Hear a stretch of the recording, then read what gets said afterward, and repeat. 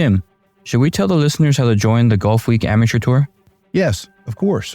We should probably do it now before we forget, though. I agree. It's simple. All you need to do is go to amateurgolftour.net, click the Join the Tour button, and pay your local tour's membership. Thanks, Chris. Membership for 2024 is open, so register today to join the oldest, largest, and best amateur tour in the country. And remember, this podcast can be found on all the major platforms. So make sure you like, download, and share it with all your friends and family. Chris, that's a great idea. Now, on to the show. Oh, Chris, it's so good to be back. You did a great job with the last podcast, man. The microphone by yourself, bud. I appreciate it. It's good to have you back. Good to see that you're recovering. It's going to be an enjoyment to have both of us on here again. I know everyone's been waiting. Yeah, and you've had a couple events since we last talked too, so maybe we'll get a chance to talk about that. Yeah, definitely. I'm excited to talk about those. All right, bud. Hope everybody stays with us through the entire episode. We've got 3 great guests, so let's go ahead and get it started. Let's go.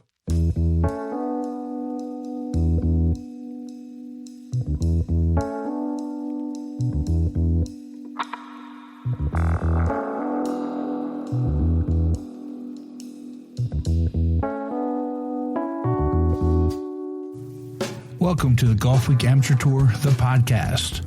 We are your hosts, Tim Newman and Chris Rocha. As the oldest and largest amateur golf tour in the country, we put on individual stroke play golf tournaments that are handicapped by flights in 48 cities across the country.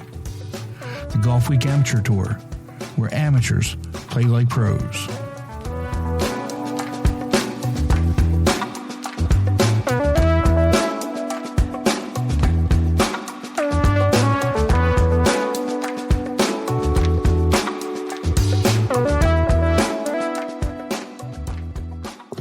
All right, Chris. Again, it's so good to be back and talking to you and our listeners.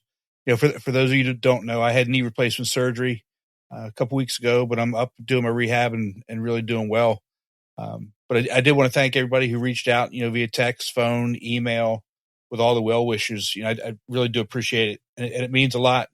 And it goes back to some of the things that you and I have talked about the tour and how it's so much more than just golf. You know, it's the friendships and relationships that really make the tour great.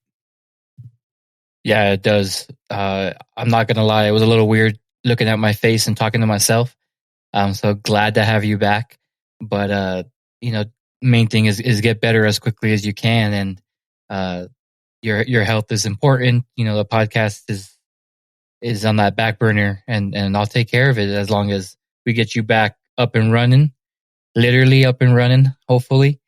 But good to have you back, brother. Thanks so much. The bad news is I've been told there will be no more running. There no more running, no more jumping. But, you did a really good job. And, we kind of talked a little bit about how difficult it is, just talking to yourself. We're doing this and I see, your face. But I can never, I can't do a selfie because I never know where to look. I'm always looking at the screen. I can't look at the, right. So how you do it, you did a great job. And I really do appreciate it. And I know the listeners appreciate it because, we're getting that really good feedback. But I hope everybody sticks with us, through this episode. We've got some really good guests. We've got somebody who's on a quest for scratch. We're going to get updated from the national office, on some of the updates on the website. I know you've had a couple of tournaments, and we'll talk about them later. And you can give your feedback on some of those things. Yeah. We're going to start off with the tour director. So it really kind of hits all levels of the tour. We're going to have a player, a tour director, and somebody from the national office. But why don't we go ahead and talk about our first guest? Tyler Cardwell, he's the tour director for the St. Louis tour. He's been on the tour since 2020 as a player. And I actually, and we'll talk to him about this, but I actually think his dad got him started. But he was the rookie of the year. So let's go ahead and welcome Tyler in and talk to the guest. Tyler Cardwell, welcome. Hey guys, thanks for having me. Welcome. Thanks for taking some time Good to be here. Thanks for taking some time out of your schedule. I know, we're sitting here across, 3 different time zones, trying to schedule some of these things. It gets a little wacky, but again, thanks so much. But your dad was the one who got you started in this, right? Yeah. He played a season and then he was real hyped up on it and told me about it. And after I heard the details of it, I was real fired up on it. Gave her a spin. Well, I think the first time I met you, I think it was at Tapawingo was like the first tournament, and you came in, smile on your face, happy to be there. I'm not gonna say about who you were paired with that day, but I mean, it was. I'm sure that you kind of lightened the mood around everybody, so it was a good day. Yeah, it was. So now you transitioned into being a tour director, and last year was your first year, and you were rookie of the year. So congratulations on that. Man, I appreciate that. It was really, really happy. It was really cool to win that, man. Real grateful for that. I didn't even know that they were going to be doing. I knew they did a little awards dinner, but I didn't know that it was like that. That a real big dinner. It was really cool, and then that you guys thought of us for that. That was really cool. So, what do you attribute your success, last year to? I mean, because as I tell people, a successful tour director has to live in the market, right? And the last few tour directors in St. Louis, didn't live there. I filled in for a year, and Colin filled in. He did a great job, but you when you stepped in, you really took it to a whole new level. And so, what do you attribute your success to? Really, I think it's like the consistency on the marketing stuff, like really being consistent with marketing, and then anything you can bring, any type of recognition you could bring towards the players. They love that type of stuff. They love hearing about themselves. Anytime you do a good round, it's just great to see it. And if you can see it on social media, it's just cool to share with your friends. I think that's real big. And then being consistent with it, always staying on top of it. Like we have a app that schedules our posts and stuff like that. So it's real cool. I just think consistency is really the main thing. And it's a slow thing too. It's not a rocket ship. It's been a slow, gradual thing. You know what I mean? Right. It's been good. I mean, I'm currently looking at your all's homepage. I'm interested to see this video you have on there. It has all your event highlights, things like that. So you are right. Having a homepage to have these players show off is step one. I'll have to get with you later as far as these postings, because I know that we struggle with that as far as getting posts out, but that'll be another conversation for another day. Yeah, for sure. But now, we're getting ready to start your 2023 season. What do you have planned so far? We're going to continue to grow the tour. We implemented the Birdie Club last year, which is if you get 10 birdies, you get a custom trophy. And then we also do the points championship ring. You're the leader of the points. At the end of the year, you get a custom championship ring with your name on it. It's real cool. They really liked it. It was something different than, just a trophy. It was just something different. They really liked it. One of our members actually gave us the idea for it, Scott Nishimura. So shout out to you, buddy. Yeah, we've heard. Yeah, we just. No, go ahead. Well, I'm sorry. Say what? Go ahead. No, we just want to be consistent with the marketing. I feel like that's our best route for growing. It worked last year. We already got a big chunk of new members this year, and it's just exciting. I get excited when we get new guys. You know what I mean? Because you're just like, oh, here we go. Let's let them get addicted and build some friendly rivalries. It's awesome. Yeah, we've had some conversations with a lot of tour directors who have some unique trophies, and still haven't gotten that update, Tim, about Chicago on if they're doing that unique trophy for their points champions. But keep up the great work. That's awesome. I've thought of doing a championship belt. So just things that are different for the end of the year. They work so hard all year long to get those points, so it's nice to have something different. Yeah, for sure. And it's like there's not that much out there, really. You know what I mean? Like there's it's out there, but it's just like it's pretty the same across the board. So if you can't get creative with it, they like that. Yeah, tour directors do different things. A lot of guys do the belts now. Some guys do trophies and that sort of thing. But I'm actually stealing your ring idea. I thought that Let's I go, thought that was baby. phenomenal. Cool. Now the birdies, the 10 birdies, I will never ever get that trophy in a year. So, so I don't know if we're going to do that one, but anyway, that's also a great idea because I mean, the goal is for the guys to have fun and to shoot for certain things and even the guys that don't get in skins that get birdies can still have that opportunity to get a trophy for for playing well, right? Absolutely. So what are your highlights for your schedule this year? Schedule's looking pretty excited. We're really excited about it. We added 6 new courses, and then we brought back Ambrier, which is the St. Louis favorite. Everybody loves Ambrier. So that was good to get that one back. And then we added a second major this year, Crystal Highlands, which used to be a public course or private. Now it's public. So we're super excited about that. Really excited. Got this, because last year I took over once the schedule was already set. So the ability to get in there and, I grew up in St. Louis my whole life. So to pick the courses that I really thought the boys and girls would like, you know what I mean? That was fun. Did you have any trouble getting courses this year or with I didn't. It's hard to get with the pros and the people at the golf courses sometimes. But if you just stay on them, you get a hold of them and you get it done.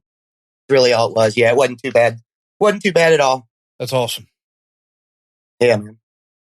Yeah, the schedule does look exciting. I'm a big guy about logos, and I like a lot of those logos. So I collect a bunch of golf balls with logos on there. I think my wife got me one stand, and I have 2 more just golf balls hanging around for stands. So looks a lot of fun. Now, Tim mentioned, there's a goal here that you have. So let's talk about your golf game. Because I know last episode, if anybody was listening, I was talking about goals. I'll tell you right now, after this last tournament, my goals are not where I'd like them to be. Went +5 through 13 and then +10 through the last 5. So anyways, move on. About your golf game. You got moved from C flight to B flight last year. Same like me, so we're in the same club. But what are you working on to get better for at least this year? I'm always taking reps. You know what I mean? I got a little simulator thing in the house that I take cuts on. So I've been getting reps in the winter, but it's just, I'm a hit or miss kind of guy. It could be 95. It could be 85, so it's just, I'm always trying to be more consistent. And that's really all I ever work on. But really, when I get on the range, I just want to hit bombs and, not really work on anything. And the funny thing is I can't hit bombs, so I don't know what I'm doing.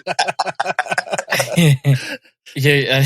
No, but it's golf's such a tough game, but you hit that one good shot and you're right back in it. That's what I love about that. Oh yeah, or you have 5 holes like I just did, and you don't want to ever play golf ever again. Been there for sure. I mean, you know how it is. You haven't played in events, I don't know, in B flight yet, but our first event, I think I tied for 5th. I was like, all right, I can play with these boys. Like, nothing to be scared about. No need to move down. Look at the score at the leaderboard, 2nd place with 5 to go, and it was Titanic all over. Iceberg right ahead. Yep. Yeah, it's tough. When I played one for my first one in B flight last year, I did play a couple, and I did the same thing. I had a good experience. Was like, I think I can hang with these boys, and then reality set in, and it's not the case. So I got to get better. Is what I need to do. That's golf.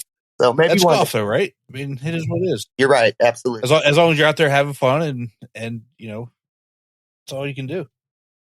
Absolutely, it is a fun game. I love it. Well, Tyler, thanks again for spending some time with us. I really do appreciate it. Tell everybody in St. Louis I said hi and good luck this season, and we'll talk to you soon. Hey, thanks for having me on, guys. Keep up the good work, man. I'm really proud of you guys. Happy this is going good for you. And good luck this season, thanks, boys. Bud. Take care. Thank you. Appreciate it. All right, I'll see you guys at Hilton Head. Absolutely. Okay? Hey, bring more guys. We'll have another fun night. Well, Chris, it was nice to meet you, man. Likewise. We'll talk soon. All right, boys. Be good. Chris, Tyler really has done a phenomenal job in turning, the St. Louis tour around, and I was so glad to get him on. I filled in for a year, and Colin Dooley, I don't know if you met Colin before, but he filled in and was doing a great job, but his work kind of pulled him away, and Tyler really stepped up and has done a phenomenal job with St. Louis. I'm really proud of him. Yeah, just talking to him, he knows how to basically get the tour out there to maybe golfers that don't know about it. I can't wait to pick his brain later and see what other ideas he may have. And, being the rookie of the year, only a handful of people can actually say that. So it shows that he is improving his tour, and it got some great ideas on the platform for him. Yeah, and I know the sky's the limit for him, and getting St. Louis back to where it needs to be. But our next guest, this is another really good story. Don Risner, the California Tour Director, turned me on to him. And you and I have talked over the last couple of episodes with players who are setting goals and going about trying to achieve them all in different ways, right? Right. But our next guest is a B-Flake player, and he's on a quest to be a scratch golfer.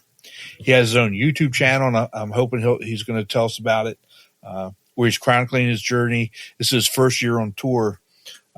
So let's welcome in Matt McGillicuddy from the California Tour. Matt, welcome, bud. Hey, well, thanks for having me on. I really appreciate it. It's great to be here. Well, again, thanks so much for taking your time. And like we talked offline, I'm fascinated by people like you who have this goal and have set out to about doing it and chronicling it. I mean, that's just the icing on the cake. So tell us about how the journey started for you and where you're at.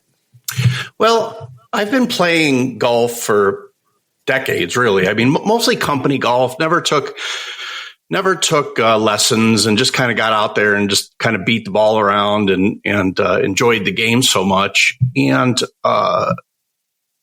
we started a family and had a bunch of kids, and I never really had time to take it serious, right? It was just a pastime and something to do with friends and colleagues and workmates. And then my kids got older and COVID hit and everything kind of got locked down. And when those clouds cleared, I kind of found myself in this space where my kids were kind of all grown now and doing their own thing. And I had some time, and the good Lord's been good to me with the money. And so I said, you know what? I wonder, could just a regular guy with enough gumption and planning put together a plan to get to scratch golf? And I said, as my kids have scattered through the United States, I said, I'm kind of want to chronicle this on YouTube, and it's a good point for us to connect. And it's actually got my oldest son now golfing, and my mom still golfs. And so it's kind of a fun touch point that we all have. So that's kind of what started it. And here we are. Nice. Now, let me ask you this. When you started, what was your handicap? 25. Okay. Because we were talking about that offline, and that's an interesting way to go from 25, which is probably where any new golfer is going to start. In the 20s. So to be able to watch you get to where you want to be and to become a scratch golfer, just looking at your YouTube page, looks like you take some lessons, get some new clubs, things like that.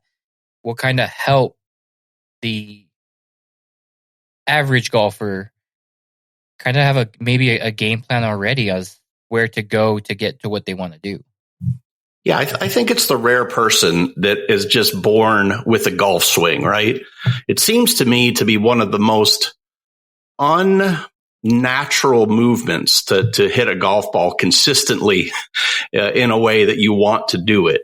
So at least for me and most of the people I know, taking the lessons and reaching out to folks, joining this tour so I get to play with some people that are obviously great golfers. And I've made some really, really neat connections already. And then I've only played 2 tournaments. So yeah, it's been an incredible journey, and I'm just loving it. And I don't expect this to be an overnight thing. I don't think that in 6 or 8 months I'm going to be a scratch golfer, right? I mean, I'm hoping I'm 11-3 now, and I'm hoping I can get down to maybe single digits by the end of this year, and then whittling away those last few strokes to get to 0 is going to be quite the challenge. But yeah, we'll see how it goes. I mean, I'm shooting for it, and I'm going to do what it takes, and hopefully we can get there. So how did your second tournament go? I know you struggled in your first tournament. You had some back spasms.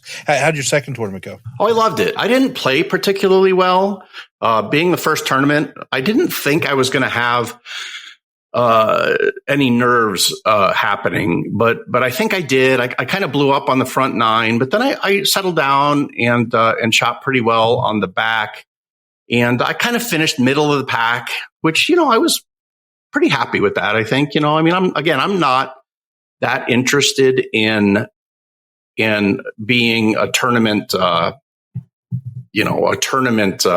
competitor. I mean, I'm competitive by nature, and I want to do well, but I want to get good at golf. So when I'm out there, I'm talking to folks, and my next video is going to come out, which will be the whole second tournament I played rather than just the 3 holes and me quitting. But it's going to be, it's going to be a much longer video, and you'll get a better feel for it if you want to watch it. But it was a lot of fun, a beautiful golf course. Goose Creek down here is a really, really neat course.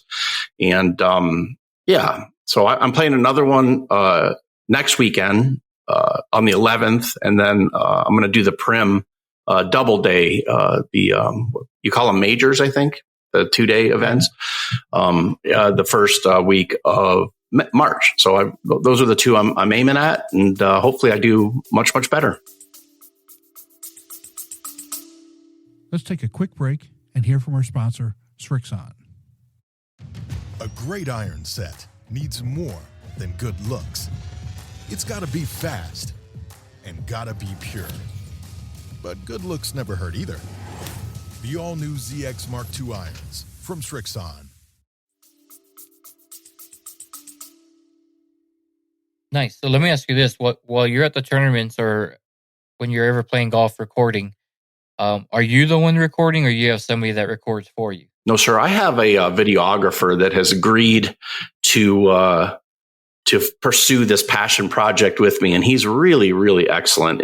If you do watch my channel, the first video I tried to do by myself, and it wasn't wonderful. And then Kevin Salinas, who is my videographer, decided to have mercy on me and came on board and really cleaned up the AV part of this journey. And I can't say enough about him. He runs. This is his livelihood, and he takes time out to spend it with me and do all these things. And I'm going to try to start promoting him more in the videos. So yeah, he's great. Well, it doesn't really matter how you go about doing it. You got to have help in all aspects to be good at it, really anything. Nobody's good at it all by themselves. So, right. Whether you have it, I'm sure you're taking lessons and you've got your swing coach helping you, and you can't play golf and video yourself at the same time either and chronicle it. So I'm glad that you have somebody who can do that for you. Yes, sir. So what was it that enticed you to actually join the tour? It was actually my teaching professional said, "Hey, there's this great little tour." He said it would be good for you. It would get you playing under pressure. It would, it get you meeting folks that not only are your skill level, but much better, and so on and so forth. And so, when I started this journey, I said, "Look, I'm going to be coachable. You tell me to do something, I'm going to do it." And so I did, and so far it's been one of the best things I've done. I mean, the folks I've met and the progress that I can see on the horizon, just being around these people who are serious about golf as well, it's going to pay back tenfold. I'm just loving it so far.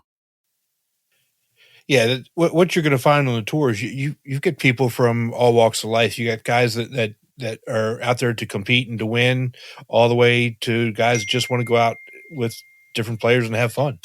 Don't really care how they play.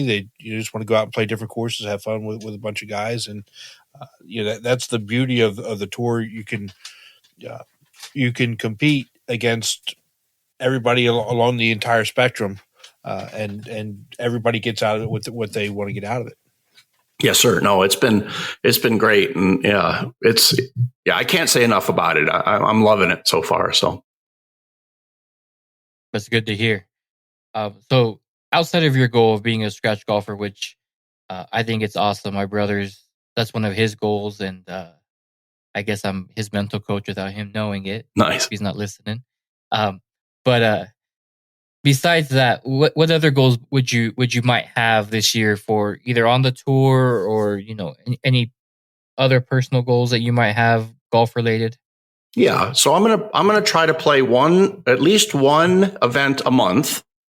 And so far I've been able to do it. And then I would like to I'd like to finish on the top of my flight for one. That's sort of my goal this year. So at least one event per month, finish one event at the top of my flight. And if I do that, I think it'll be a successful year. And, then I'll retool and put together a list of things I want to do for next year. So with the rate you're going, you said, from a 25 to 11. Well, when did you start this journey? August of 2022. Okay. So we're 6 months? Yeah. 5-6 months. That's a good increase, or that's a good way of improving your game within 6 months. Yeah, but I feel like those were the easy ones, right? Going from a 25 to an 11, you make a few, you get the lessons and you make a few changes and you learn some things and you can shave those strokes off pretty fast.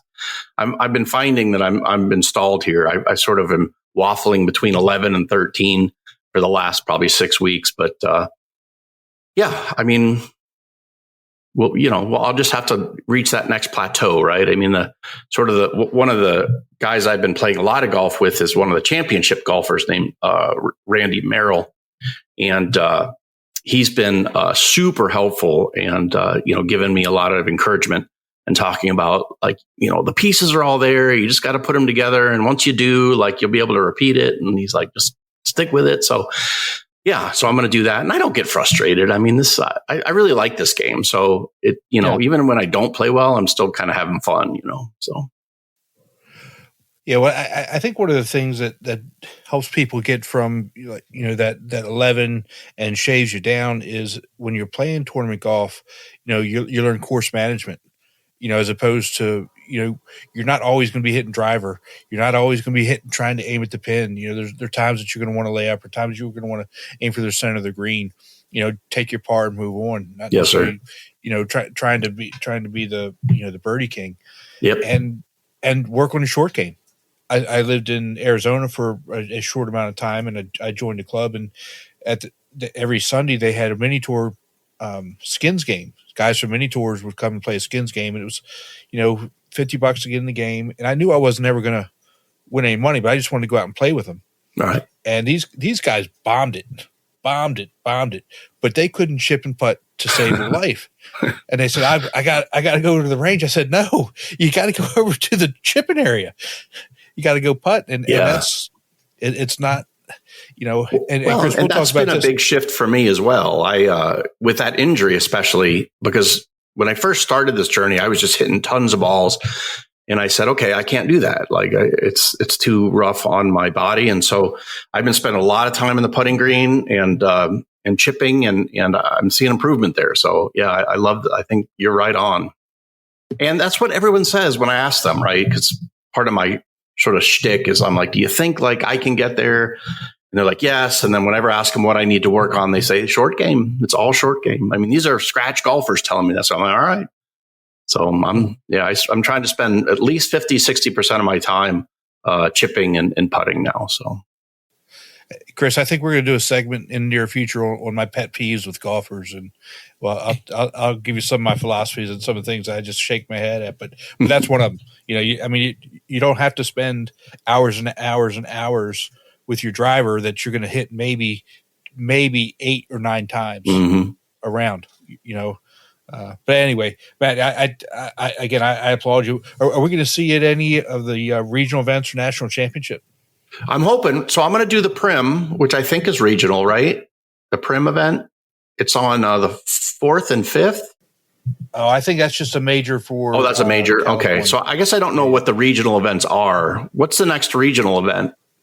Okay. So the next regional event is actually in Atlanta. I think the closest ones to you, you're going to have the championship at PGA West. Oh, yeah. That's Memorial Day weekend, right?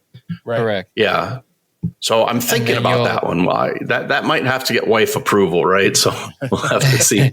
I think all of the events usually get wife approval. Yeah, I usually can get a weekend. Even as tour directors. Yeah, Memorial Weekend might be tough, but we'll. Yeah, I'd love. I mean, PGA West. I mean, come on. I mean, I want to go to the spa. Take her out there. Let her go to the spa or shopping. Yeah, well, you're right. I might have to to bribe her out there, but yeah. I've got that one circled. So hopefully we'll see you guys out there. So there's that one, and then I'm always at the Western Players Championship at TPC Scottsdale. Okay, I help Gabe out there run that event. So when is that one? You go to that one September 2nd and 3rd. Oh, okay. So that's a ways out. Okay, well, I'm going to circle both of those because obviously, I mean, Scottsdale's not hard for me to get to, and PGA West is legendary. So yeah, I mean, we'd love to see you out there at the national championship one year. Yeah. What we've noticed, I mean, from feedback that I've gotten is being on this podcast gets your name out there on the tour.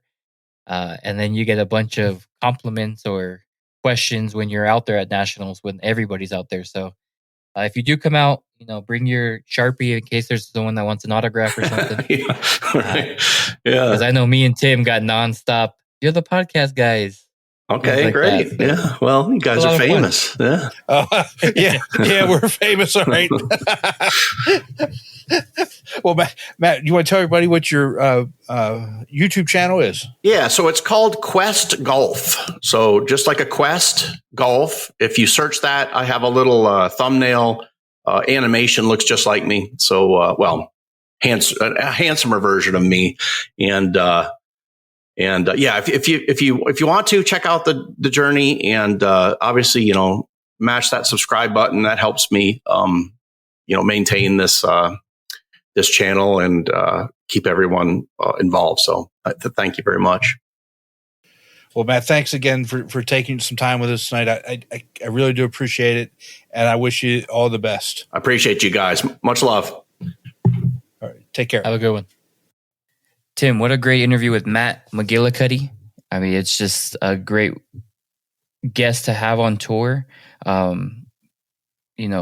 hope he is able to get his goals completed, and can't wait to hear from him later on.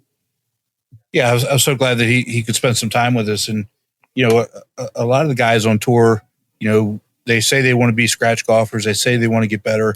But, with Matt and even some of the other guests we've had on recently, they've actually set out on an actual plan to achieve that, as opposed to, most guys just going out and banging balls or just playing golf and not really working on, or really knowing how to get better. That's the other piece of it.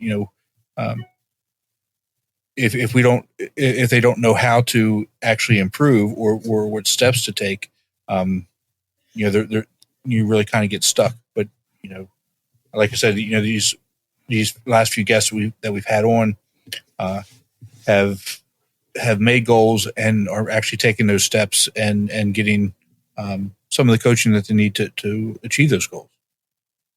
Yeah, I can't wait to get a recap from them, after national championship, see what goals might have been accomplished, what goals were close to getting accomplished, and just checking out the YouTube channel every once in a while to see how his improvement's been going.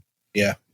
And I'm sure he'll get better because, again, if somebody plays in their first tournament, and they're used to shooting whatever they normally shoot, and they generally end up, scoring, 15 or 20 strokes higher than that. They come away shocked because, again, tournament golf is very different than even playing golf with your buddies where you're still counting every stroke. Tournament golf is very, very different. Oh yeah, definitely. It's a lot more tense than going out there and, laughing, having a good time. I mean, not that we don't have that in tournament golf, but your body's more relaxed at that point with your friends. Right. So let's transition to our next guest of the show. She's been on before. Let's welcome Jen Newman. She'll give us some updates from the national office. Jen, welcome. Welcome. Thanks for having me, guys. Always great to be here. All right, so Jen, why don't you give us some updates from national office? Maybe talk about the website, live scoring, and all of the big changes as we move through the start of the season. Sure. So we've had a lot going on, and as everyone knows, we're in the process of updating our website and as well as live score. So you will continue to see improvements throughout the season. One of the biggest things that I can say that people will notice is you must log in using your password to get into register for tournaments. And the biggest benefit for players is that by doing that, when you go to register for a tournament, all of your information, it populates right there. So all you have to do is click on the I agree for the liability waiver, and everything's done. It's a quick process. And in order for that to take place, you have to have your password. And that password is generated, or the link to the password is generated when you complete your Join the Tour form if you're a brand new member, or the returning member registration form if you've been on tour before.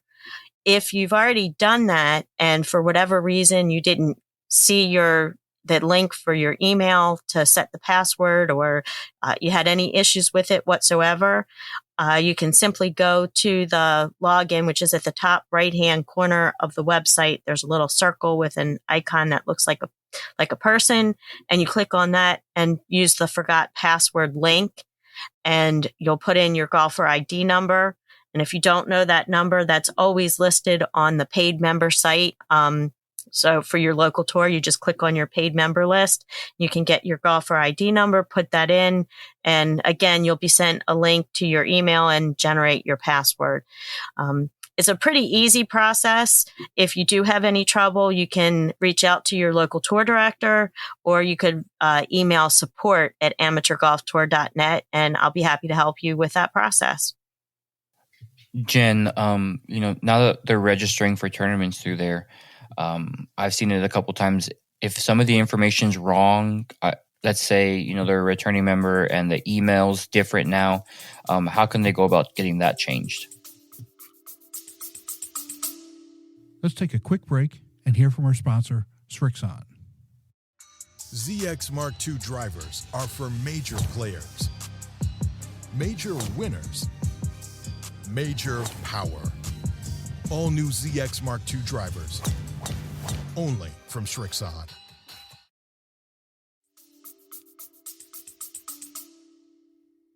Oh, that's a great question. The easiest, fastest, best, most efficient way to get any of that information, any of your contact information, anything changed, is to go through your local tour director. They can get into our system and they can make that change on the spot, and it takes place immediately. And in fact, that's one of the things that's happened when people, if somebody has had a problem getting their password, it's often because we have an old email address on file. And so they're not going to the correct email address to locate that link. But you can go to your director is the best, fastest way to make any changes. One of the other benefits that is that goes along with our new system and that password and getting yourself registered is that when you register for a tournament, it's important for players to know that you instantly get placed on the wait list for that tournament's event. You don't have to wait for anybody to do anything. You're automatically placed on that wait list. And the tour directors are going to be looking for your payment. And when you make your payment, they will manually transfer you from that wait list to the actual roster. So it's important that everybody keep in mind, it's no different than it's always been. In order to fully secure your spot in a tournament, you must both register and pay. The difference here is it's an automatic. We've saved some time so you can see your name come up right away. And it's very easy to see when the tournament is getting filled up with paid members or paid players because they're actually on that playing roster. So we think that's another addition that will help the process, make it easier and clearer for players. Chris, I know you've had some tournaments since our last episode. How has the system worked out for you and your players? From our players, it's been pretty smooth. We haven't had any issues. For me, being a tech guy, I enjoy being the guinea pig. I'm always on betas and trial this, trial that. So it's been fun to be able to give that feedback back to Jen. See the whatever bugs or anything get fixed for the next week. We had a back-to-back weekend event, so it was pretty cool. As a tour director, checking in everybody is way easier. There's not different pages we're jumping to. Verifying scores and locking those is a lot easier too. So it does make the post-round time a lot quicker, just being able to lock everybody in, seeing skins, things like that. So it has been great improvement. I will say this, I've told my guys both weeks, just be patient. Be patient with us. We're taking an idea, transferring it to a whole new system, and then trying to improve all at the same time, which is tough, especially, with a good handful of our tours only having 2-3 months from national championship to the start of their season. So I think they're doing a great job. I think it's been a lot of fun to see it, and can't wait to actually start doing my pairings for the next event next weekend. Yeah, we'll talk about the tournaments coming up and actually some results from your tournaments here in a minute. But that's good to hear that the system is working well for you and the players and getting good feedback from it. I won't have my first tournament until next week, but I'm looking forward to it. Jen, do you have anything else you want to add in terms of the registration, website, anything of that nature? Yeah, first of all, I'm glad to hear you say that, Chris. That makes my heart happy, as I can tell you that it is a lot of work and we are getting through it. And we all appreciate both you and the players giving us a little patience and grace through this process. I think that part of the key to this is in the national office, we know we have the best tour directors, bar none. We really have great people who are running all of our events throughout the country. And we're so excited to cut down the administrative time that it takes for our directors to prepare. I think players, think we do a great job because a lot of players think it's easy. You just show up and you play.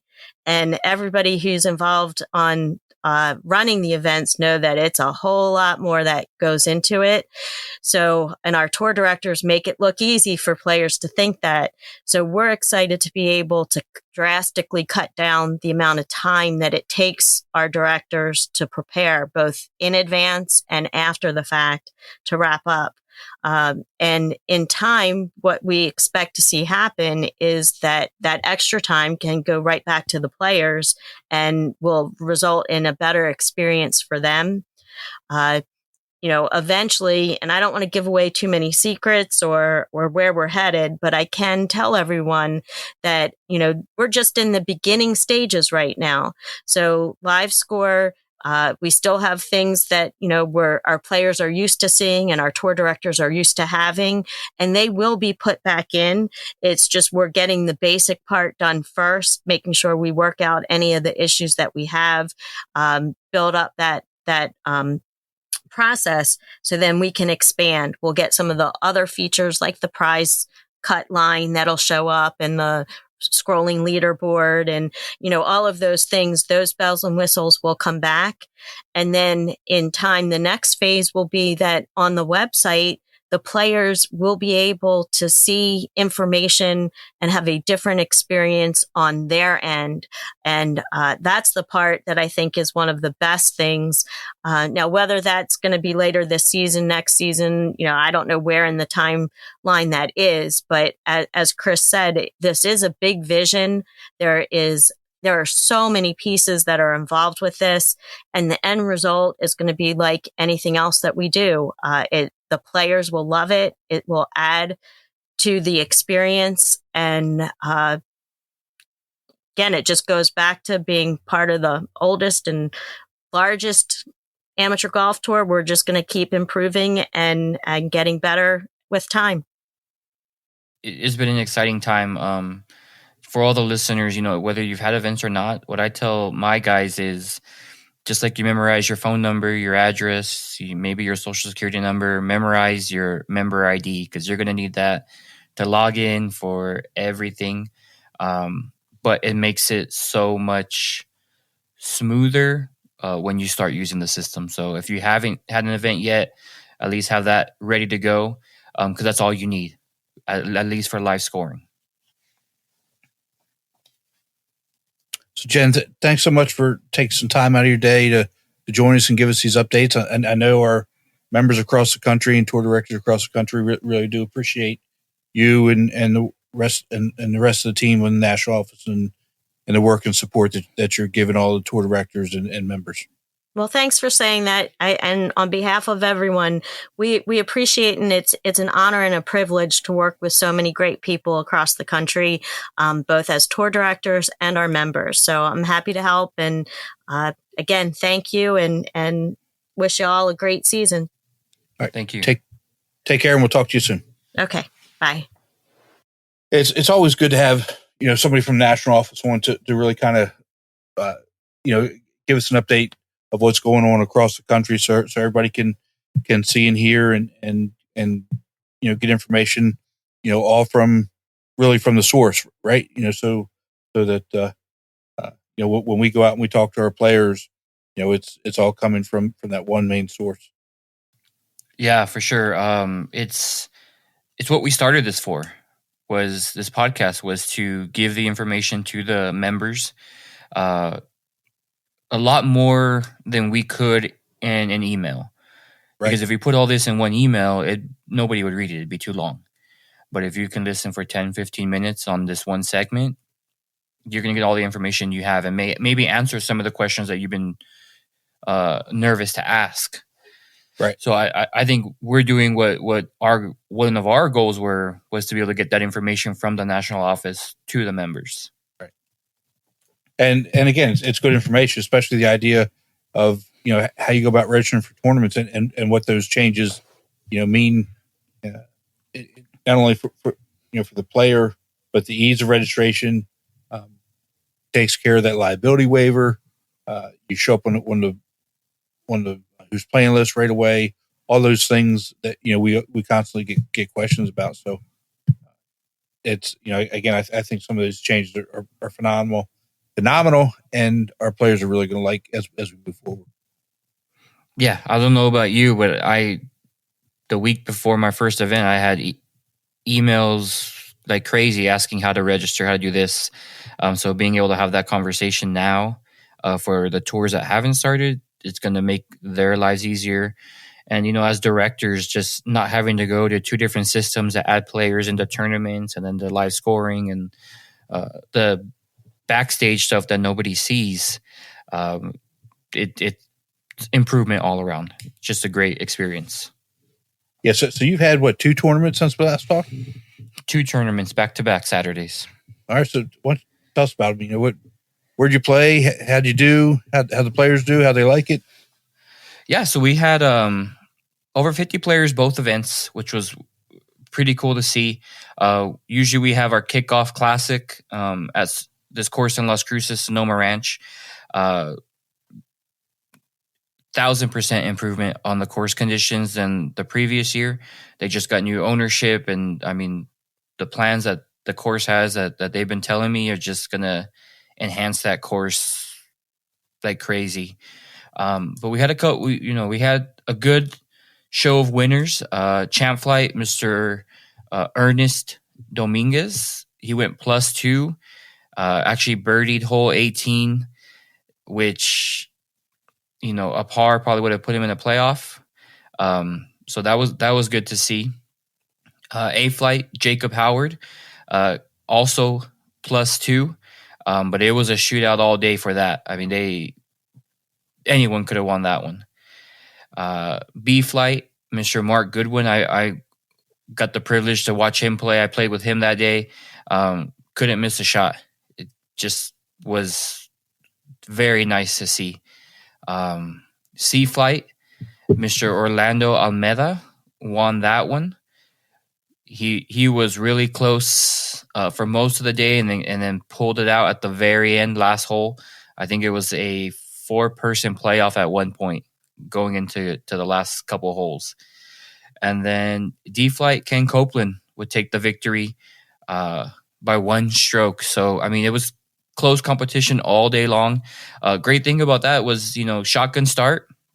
For those guys that have played shotgun starts, having all 50 guys in the restaurant just cheering and having a good time, those are what we bring to the tour, is having that good time after shotgun starts. Right.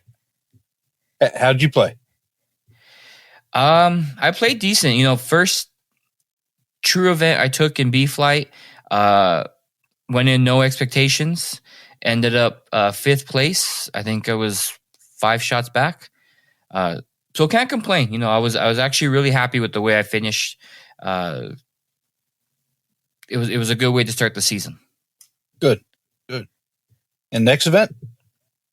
Next event, we had our Sun City Open at Escarte Golf Course here in El Paso, Texas.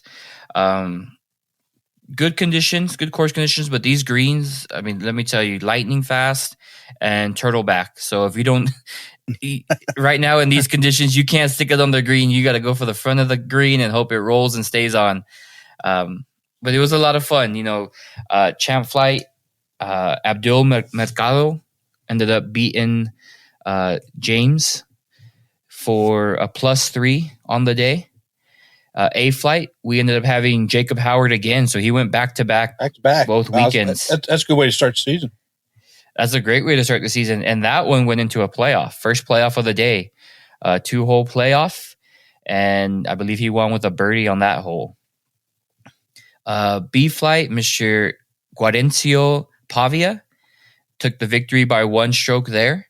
That one also went to hole 18. Him and the second place guy were playing together. Second place guy was down 2, stuck it to, from what they were telling me, and golfers 2 feet was probably like 8 feet, but stuck it pretty close, he says, and made the birdie putt as Dr. Pavia on his second shot went over the green, but scrambled to take the victory, which was nice. C Flight, Miss Stephanie Seasilk took that victory. We tell her it's her home course because she's actually a volunteer for the First Tee program there. That's at that course. Oh, wow. Good for her. So she's always, if she's not golfing with us, she's out there helping the kids. So I told her at the beginning of her round, this is your home course. I expect to see good things. And she pulled it out against the boys. And then D Flight, we had another back-to-back champion, Mr. Ken Copeland, would edge out that win. And, as I do, after seeing back-to-back champions, we start hearing that move them up chance. So right. Yep. He's getting close. He's getting close to there. So we'll see what happens after that. And how'd you do on this one? Not so well. We talked about it in the earlier segment, but +5 through 13 holes. I was playing great golf. And then went +10 through the last 5. So I don't know what happened. Some bad kicks here and there. Just couldn't get off of that. It was a struggle bus for the last 5 holes. I'll tell you that much. It's golf, though. It happens, and all you can do is laugh at times. It is what it is. Oh yeah, I was laughing a lot. It was interesting though because I was able to, at that one, since it was tee times, I went out with some of the A flighters, and I was able to at least keep my drives not too embarrassing as far as distance wise, and hit a couple good shots, which showed that I was improving, and that's my main thing, at least for this year. Is if I can get a win, great, but I want to be. I don't want to be at the bottom of the pack. I want to be able to start improving, and that's the goals for this year is to start practicing and see what I can get out of that. Well, that's good, and maybe as we go into the next episode, we could talk about some pet peeves that I have of golfers and our members.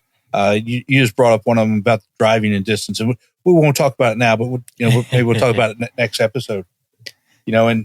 And speaking of the next episode, we're going to have some new segments. We put out the call, I think 2 episodes ago, about looking for somebody to help us with rules. Yeah, we found somebody, and hopefully he'll be back from Hawaii. I got an email from him. He was watching his son surf the big waves up the North Shore. So hopefully he'll come. He will come back. Hopefully he will come back from Hawaii, and we'll get a chance to talk to him before the next episode. Yeah, not a bad place to be right now. No, I don't know if it's ever a bad time to be in Hawaii. And we've talked about that we've gotten good feedback from our listeners, and one piece of feedback that I got was somebody suggested that we should do a listener's mailbag. I think that's a great idea where you all as listeners can email us questions and we'll answer them right on the air. We won't necessarily look at them and research them. We'll open them up and we'll just answer them on the fly. What do you think of that?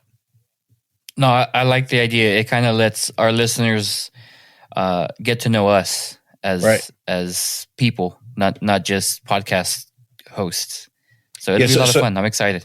So if you have questions, please send us an email. You can email me at timnatc@amateurgolftour.net. And Chris, what's your email? Ours is elpaso@amateurgolftour.net. Okay, so if you have any questions, email one or both of us, and we'll read them on the air and go from there. Yeah, I can't wait. It's going to be a lot of fun. Yeah, it's going to be great. I think we'll pretty much answer anything that's radio appropriate. Radio appropriate. We'll go with that. There you go. Sounds good. And really, this is our last episode for the month of February. How about that? That's insane.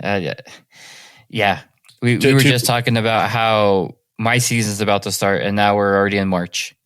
Yeah, so let's just look at the tournaments that are coming up, before March 1st. So we have the weekend of the 18th. We have one in Charlotte, one in Central North Carolina, Tampa. Hilton Head's actually playing the Atlantic Dunes, the national championship course. You've got one this week at is it the Sunrise course? Yeah, Sunrise course at Underwood Golf Complex. It's the course off or on Fort Bliss, the military base we have here. So it's a challenging course, desert course. There's risk reward on every hole, but hopefully more risks than or reward than risks. Hopefully more reward, right? Yeah. So Alabama's got a tournament on the 19th. Eastern North Carolina has one, and then next weekend we got even more. So Houston, we have the regional at Lake Oconee. We have the 4-ball in Myrtle Beach. Arizona's got a tournament. Jacksonville's got a tournament. South Florida has a tournament. Louisiana South has a 2-day major in Lake Charles. California has a tournament. Dallas is playing at the Cowboys Club. Yeah, I know what you're going to say, but that event's going to be pretty cool. They have food scheduled for them after, I think, last I heard it might be a barbecue. I could be mistaken. But from what I hear about the course itself is they have a bunch of stops on the course for snacks. So it's like a private course out there. So I would love to make it out there. I have my senior kickoff that Saturday before. So if I do go, it's going to be a drive and drive back. I see. And then, that's it. And then once March hits, if you look at the schedule, that's when the majority of the country really starts opening up and starts playing tournament golf. So if between now and March 1st, if you're interested in playing, please go to one of these other cities. And then again, once March 1st hits, it becomes wide open. Yeah, it's going to be we're getting to the, use the analogy, we're getting to the tip of the roller coaster, that first drop. And once March hits, like you said, it's just going to be all downhill from there. It's going to be a ride all through the season for all the tours, and then meet up at National Championship. Yeah, it's going to be great. All right, bud. Hope you have a good tournament next week. And no, excuse me, it's this week you're playing. Yes, correct. Yeah. Hope you have a good tournament this week, and I'll talk to you soon. And remember, everybody, if you have questions, shoot us an email. Yep, send us anything, and we'll have the discussion on the podcast. All right, take care, everybody. Talk to you later.